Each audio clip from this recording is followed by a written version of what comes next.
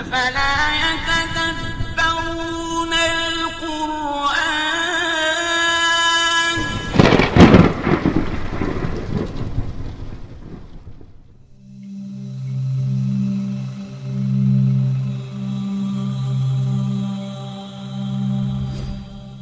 Indeed, Allah is not ashamed to present a mosquito as an example or anything that is above it.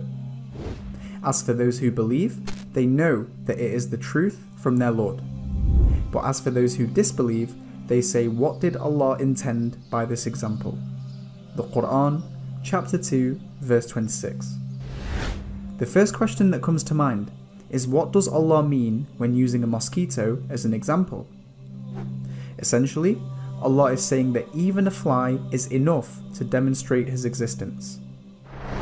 At first glance, you might be thinking, how? But by doing some reflection, it will hopefully make a lot more sense. Let's consider that this verse came down 1,400 years ago to a tribe in the middle of a desert. It is only in the last 200 years that science has made huge progress and knowledge has increased like never before. What we once thought was an insignificant little fly has actually proved to be a phenomenal species full of complexities. Here are some facts that we have come to know.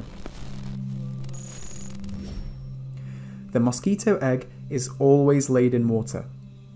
As the mother lays her eggs, she sticks them together into an array to form a raft structure to stop them from sinking. From there, the eggs turn into larvae that swim around upside down on the surface of the water whilst breathing through a tube, a bit like a snorkel. The larvae then turn into pupae and then break out as adults with the ability to fly instantly. This small insect that has hatched is currently the deadliest animal in the world.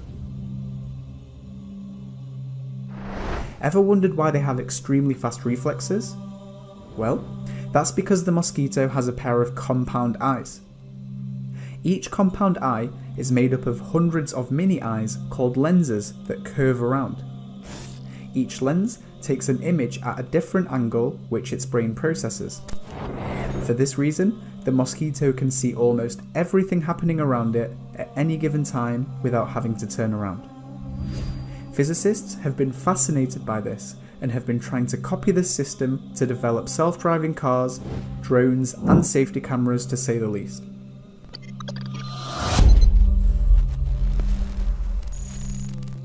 The mosquito uses carbon dioxide sensors to detect your breath from up to 50 meters away.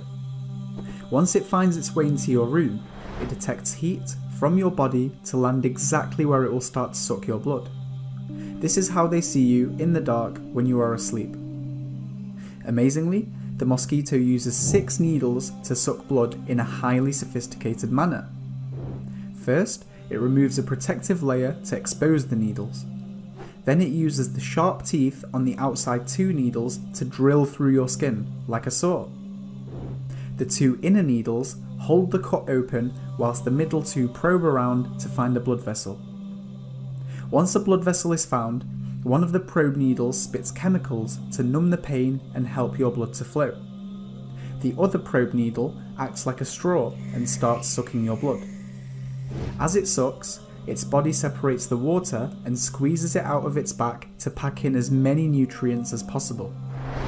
Sounds like a surgical operation, right? This is an image of the mosquito's foot.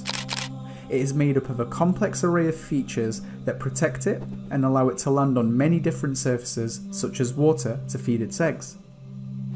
As for its wings, the mosquito flaps them about 1,000 times every single second to help it fly. It is clear that this tiny creature we can barely see with the naked eye is packed with many efficient systems allowing it to function and breed. Let's now refer back to the verse in the Quran. After Allah presents the example of a mosquito, He then says, and what is above it. The Arabic used for this, فَمَا فَوْقَهَا, linguistically has many meanings, including what is above it physically and what is above it in size. Guess what? All definitions apply. In terms of size, Well, we don't have to look too far into nature to see that a mosquito is nothing compared to what is out there. The universe is so complex, yet so perfect, that it is beyond human comprehension. What about above it physically? Well, scientists have discovered that some mosquitoes have tiny larval water mites that live above them as parasites.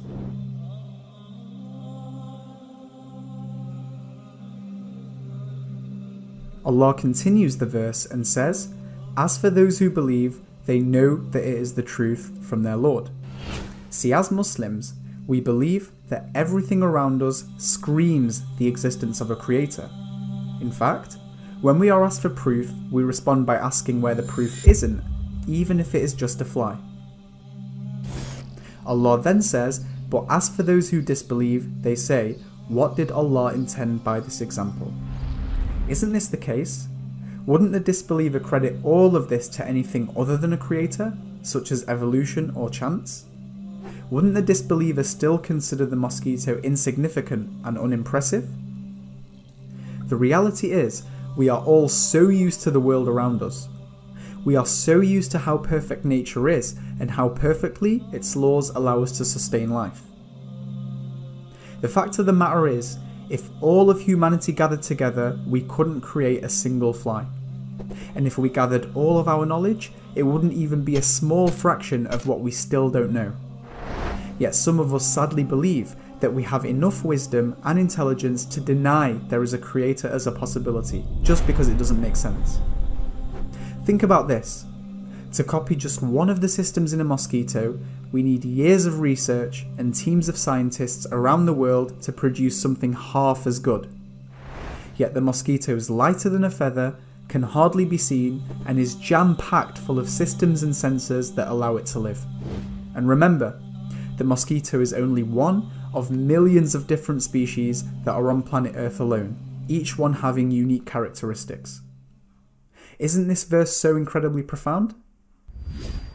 إن الله لا يستحي أن يضرب مثلا ما بعوضة فما فوقها فأما الذين آمنوا فيعلمون أنه الحق من ربهم وأما الذين كفروا فيقولون ماذا أراد الله بهذا مثلا يضل به كثيرا ويهدي به كثيرا وما يضل به إلا الفاسقين.